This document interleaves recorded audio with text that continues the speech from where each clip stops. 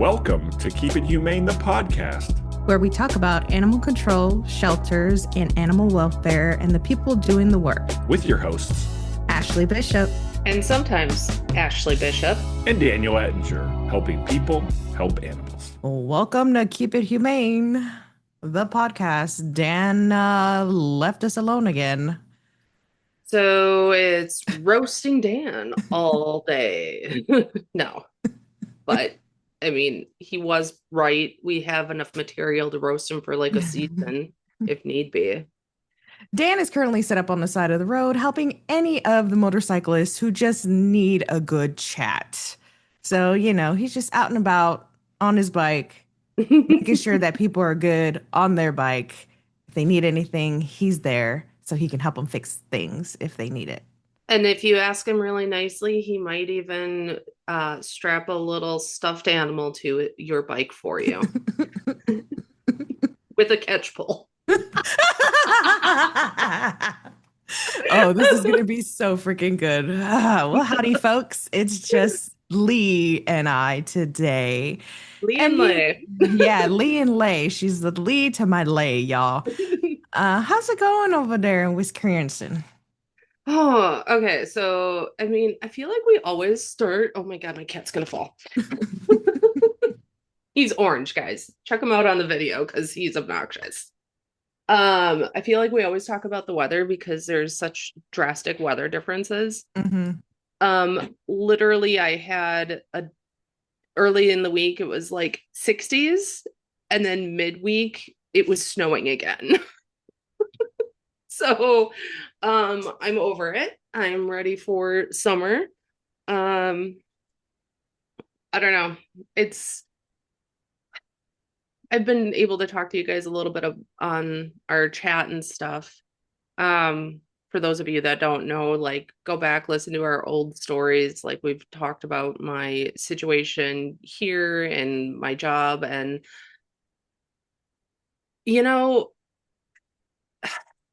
I'm having to find new ways and reach out to different people and things to work through some of the mental health stuff. Like, it's definitely been a struggle. I keep getting randomly bombarded and things where I was like, no, I'm tough. It's fine.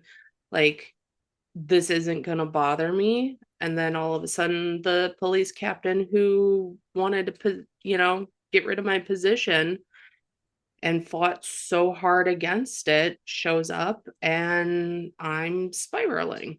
So it's been a whirlwind around here. I feel that. And I don't know that anybody really talks about either. Like, sometimes when those of us have to transition, like, we don't want to get out of the field, and you go vice versa, like, from ACO to in-house or from in-house to ACO. Like, that transition can be tough in a sense that, especially if you're in the same area, that you're having to deal with the same people. If you had to leave in a situation like Lay's, where it just makes it difficult to go into work every day. I think for me, I would have loved to have gone back to my old facility that I worked at previously that got me into this industry. But you know what? The same people that were there when I was there, and they're still in charge, I would not. I just would not. I absolutely would not. And I feel for you, Lee. It's crazy to have to live with that, work triggering trauma from work, and you're just trying to help the animals in your care, and then so and so walks in and you're like, dude. Well, and that's one of the things that I think is probably a little bit under talked about and understood is the fact that traumatic events don't mean that you are dealing with the blood and gore or, severe neglect or abuse cases or things like that. Like, trauma can have so many different forms that having to deal with people that didn't physically hurt you, didn't, do anything like that. But they cause you enough trauma to have those panic attacks or anxiety attacks and things like that. Like, trauma is not defined only by seeing things that are physically done. Does that make sense? Yeah, or that are just physically jarring. Yeah. Yeah, totally get what you mean. Yeah, I just I feel for you, Lee. I really do. I don't know what I would do in a situation like that. Like if I were, yeah, I don't think I could mentally, especially with all, we did so much good down there, and it wasn't a good environment to be in. And luckily they're doing great at my old facility and everything like that. For me and my peace of mind, I'm glad where I landed. And shouts out to my chain of command. They're freaking amazing, and I freaking tell them all the time, and I think they get tired of it, or they look at me kind of funny, because I don't think they really truly understand what it is to be supported in our field, especially working in a municipality. So I'm truly grateful, and I count my blessings every day in my job and with all the people that I work with. I'm truly blessed, and very lucky, because it really doesn't happen that often. No, it doesn't. Um, but like for those of us that, are dealing with not having the support and stuff, you got to find your support group. You got to friends, coworkers, podcast hosts. um, and you know what? I'm gonna throw a shout out to Humane Help out in Texas. Hmm. They are doing dedicated work to mental health and awareness and supporting us as an industry. Hmm. They've got training programs and stuff. So, reach out to Humane Help. Tabitha and Kelly kind of started it, and Casey's running with it. I wear my shirt to work all the time. You can't help them if you haven't helped yourself. Amen. Amen. And that kind of shifts into kind of what we're going to talk about here, guys.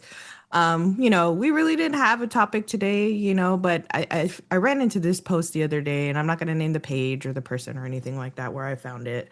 But it was an interesting read, and it kind of hit me in the feels, because man, it's been a couple of weeks, folks. Like this last 3 weeks have been testing my Jesus. I tell you what, Mm. it's been tough, but I'll get into just real quick. So it starts off. Last night was one of those calls that sticks with you. I got dispatched to a hoarding case late in my shift, and it turned into one of the worst houses I've ever walked to in a long time. The kind where the smell hits you before you even fully step inside. The kind where you already know it's going to be a long night and there's no walking away from it halfway done.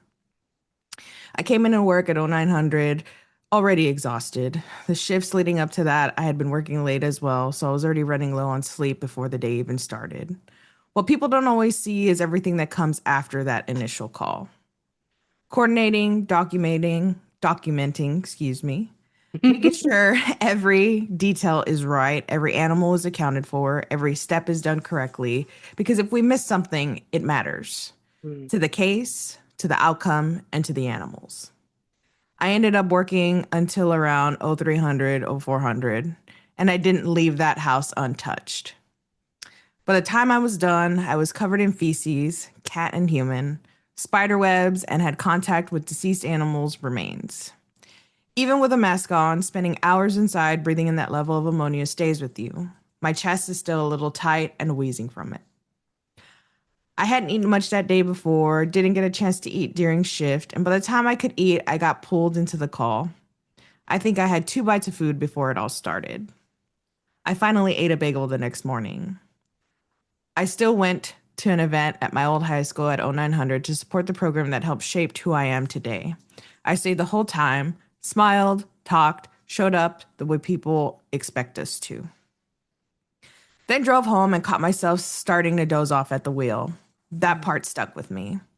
Because this job doesn't just ask for your time. It asks for everything sometimes. Your sleep, your meals, your energy, your comfort. And most of the time, we give it without thinking twice because the animals need us and the cases matter. But it's a reminder too. We can't do this job well if we run ourselves into the ground. Take care of your cases, but take care of yourself too. Eat when you can, rest when you can, and if you've had one of those nights, you're not the only one. Stay safe out there. Man, this hit me in the feels, man. I read this last night and I was like, God, this just sums up the last 3 weeks. While I didn't have it this intense, I mean, it was just one thing after another, after another, after another. And, I have some medical stuff going on right now that I'm just trying to figure out as well. And, I'm grateful to my husband who's been helping me through all of that stuff. Um, but hell, man, it's true. We are Hmm. expected to give everything and all. And, in some cases, there's no respect or help in return. Yeah. You know, one of the things, and I was never really good at this, but like even just keep a small snack, Mm. in your vehicle, something high protein that you can just, some nuts or something to get you through. Or, if you're not like Dan and um plant-based, I give him shit for that because, Because we he's can. vegan. There's nothing wrong with being vegan, folks. It's just No, poking there's a bear. not. It's the fact that he called it plant-based is my problem. Call it what it is. Um, but like if you can keep jerky on, you never know when that's going to turn into a dog treat that is going to help you catch that dog that doesn't want to come. Um, Little things like that can make your day just a bit easier. Um, but yeah, take care of yourself. Do what you got to do for yourself. Yeah, for your peace of mind. Like I know some of us, like it's hard for us to turn everything off. If you're not watching our YouTube channel, I got two phones. I carry them with me everywhere. Because that's what I'm tasked to do. That's what I get paid for. But at the same time, I've really learned over the last at least 2 to 3 years how to almost kind of turn it off. Mm, While it's always there, we're all on social media, most of us are. And we're always I'm connected to all of our lost and found groups and all that stuff on the web, on Facebook and whatnot. So that comes through my feed all the time. So it's not something that I usually get away from, but I have learned very much in the last 2 or 3 years that you just need the time, and a lot of it comes from my husband because him also, being an emergency telecommunicator, 911 dispatcher. I mean, it's a lot. I mean, he's doing mhm, 12-hour shifts and it's busy, and God forbid something happen. It's a lot for both of us. Both of our jobs are very taxing in different ways. But he sees what I see too on that end. He's just not there physically. He gets to hear it over the phone, and I know a lot of times I'm sure he feels helpless because he's not in the field any longer. But take some time for yourself, whether it's video mm. games. I just picked up sewing, dude. I've been sewing so much here recently. Nice. You know, um, I, another thing too, like, and it's so simple, but it's so hard to do. I have an app. I won't say what the app is, but it's one of those self-help, like mental health apps where like you have to do your daily check-ins or whatever, and you have goals. And one of the goals that I added for myself was take my lunch without working. Like mm, I'm required to punch out for my lunch, but 90% of the time I'm continuing to work because otherwise I'm going to have to stay late or whatever. Um, and I feel like I'm just behind and it's my fault.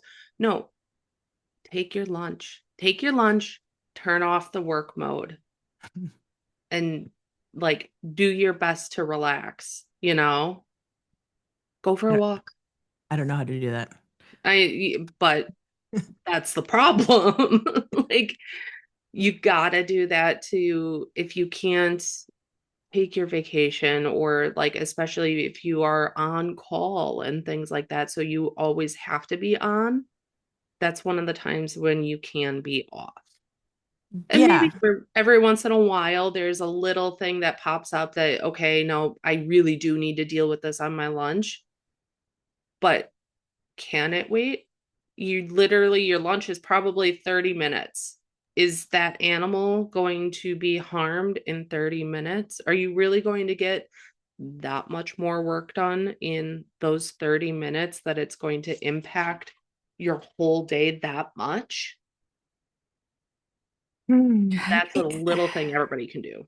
No, for sure. And yeah, for me, it's yeah, non-existent. I don't know how to do that. I eat my lunch at my desk, or I usually pick up something and come back and eat at my desk just because it's easy and it's something I've been doing for a hot minute and it's probably not good. But I digress. But I yeah, on that, and I think about everything else as well. And I've seen this a lot here recently where the public doesn't understand, I think, the amount of work that goes into running our facilities or running the Mhm. field. And it's like they keep asking for more and more. I feel for these facilities that are open 7 days a week. Are Mhm. you open 7 days a week? No, 5. Five? Yeah. So we're only open five and we're closed Sunday, Monday to the public, but we're open the rest of the time and we go all the way to six. I think one of the reasons that a lot of us don't last is because this is what the industry expects of us. Um, while I feel like other professions, and I don't want to speak for every other profession, but it's like they have a time where it's like, I'm not throwing shade at firefighters, but 24/48. Mm-hmm. You have schedules like that. Or you have, those that do 2 on, 3 off, and it rotates. We don't have that in our industry Right. because the Well, the constant is the animals, and obviously the animals cannot fend for themselves. yep. I feel that hardcore. We're supposed to be out of the building at 7:30 at night, That's and crazy. I've had nights where now we're not open to the public. Like we close at 5, but like our evening walking the dogs and checking waters and doing meds and all that, we're supposed to be done by 7:30. And there have been nights where I've been there until almost 10 o'clock finishing up things. And even my dad is like, "Why are you still there?" And I'm like, "Dad, these animals, not only are they living creatures, this is not a paper and pencil banking job. Not saying that that's an easy job. I wouldn't want to do it, but I can't just put a pencil down and come back to it tomorrow. This is a living creature that not only is a living creature, it's also in a kennel inside of a building. So it literally has no way of getting other resources. Whereas, if it's running around, okay, it can find shelter, it can find food and things like that. But if we don't take care of them, they have nothing. Yeah, this industry asks so much of everybody, and it's just like the public keeps wanting more and more, well, why aren't they open 7 days a week? Well, some people still have lives outside of work. And it's Mm, not that we don't care about the animals because again, I carry 2 phones with me every day. Every single day, even when I'm out sick or if something happens, every single day. and Um, I hear a dog barking and I immediately perk up and I'm like, oh, where'd it go? Where's it coming from? Exactly. Like all of us have, you know, we have lives outside of work, and I don't think that the public understands that a lot of us are running on zero a lot of the time, period. Hmm. What do I wish we could be open to do adoption 7 days a week? Absolutely. But the reason why we're closed 2 days out of the week is because it's not busy. Like there's no Right. point in us being open 7 days a week when we have one person come in, two people come in. I've even had the push of, or seen the push at other facilities. Well, why aren't they open on the holidays? Well, because who's coming in on the holidays? Right. Nobody. Absolutely nobody. Nobody is coming in on Christmas Day. Nobody is coming on Thanksgiving Day to the animal shelter. Right. There's no reason why our staff cannot be at home to enjoy that with their families. And on top of that, we're already at work anyways, because guess who has to come in and feed all the animals on those Hmm. days? Our staff, us. Right. And it's funny you mentioned that because your shelter, I know, runs a little bit different than ours because Mhm. even when we're not open, we're still there. We are Mhm. still fully staffed and we are still having our normal work days. Yeah, Um, see, we just that's do catch wild. up days. That's our catch up time. Yeah, holidays for us, we're down the skeleton crews. We come in, make sure everybody's medicated and all that stuff. the only person that is there all day. We have an officer, whoever's on call works those holidays, so they're there a normal 8 hour shift. And they're there. We're running calls and stuff like that, just in case anything happens.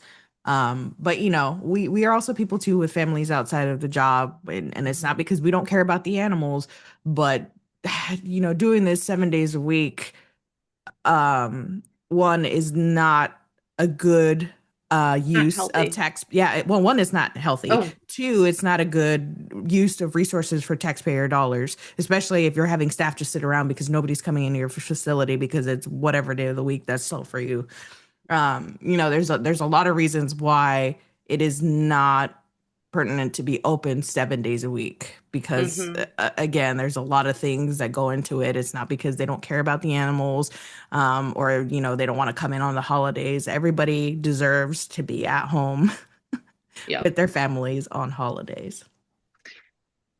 You know, April, um, oh boy. April what? When is Animal Control Week? Oh, the 12th. Hold on. The 12th through the 18th. Okay. I challenge our listeners. I don't care whether your department does anything for you or not, because let's be real, majority of departments don't even know that that's a thing. It falls the same week as dispatcher week. I But know. do something for yourself. You have time to think about it, to plan it. I don't care if you schedule to go to dinner with a friend, if you schedule time to go on a hike or anything else you like to do. Schedule a Dungeons and Dragons party and tell everybody that they are not allowed to cancel that day. you know, do something that week, not work related, for yourself. I agree. Even if we'll be celebrating that week small, but we will be celebrating that week and we'll be celebrating with other jurisdictions. Because again, I'm very weird. We have three separate animal control officers or three separate agencies in my county, and we're a very small county. But we get together, and a lot of times, unfortunately, the other departments sometimes are not as noticed as we are. So I always put a shout out on our social media like, hey, thank you so much for so and so department for working with us. We appreciate you. It's Animal Control and Care Appreciation Week. Make sure that say thank you for everything that they're doing. And it's little things like that, dude, that just, Mm-hmm. I remember the first year that the supervisor from over there had come back and she was like, hey, thanks for the shout out. I appreciate it. And I'm like, it's just the little things. Even if it's just something that small, you have a one-man team down the road or something like that. Just shout outs to them, specifically. So that way they know that we know that they exist, that they're working hard. Um, You because know, again, the only people that know what we're going through is us. that actually makes me think of another thing. All right, so I have a second challenge for that week for you. So, do something for yourself, not work related. Also, reach out to a neighboring agency, Mm, introduce yourself, like legit give them a call and be like, "Hey, I'm your next door neighbor. Want to get a coffee together sometime?" and commiserate. Like actually make the connections. absolutely. And we do that too. We go out to lunch on one of the days, whether it's Monday or Friday. We pick a place in a jurisdiction and go. We're lucky enough that we're a small enough county that we could do stuff like that. If you're not, I understand. But yeah, just reach out. You just never know. You never know if they need something. And if they need something, if you're an organization that has the ability to lend a hand, and I know a lot of us can't, take in animals and things like that, but just resource, you never know Mm-hmm. if they need help for something. Just make sure to put your best foot forward and let them know that you're there to help if they need anything. My grandmother always said, and I live by this, it's not what you know, it's who you know. There you go. And that's it, folks. We'll most likely be putting out an episode that week. So remember, Animal Care and Control Appreciation Week is April 12th through the 18th. We're excited to celebrate, and we hope you all do too. But let's keep helping animals. No, we're not going to help animals. We're going to help people. Help animals. And keep it humane.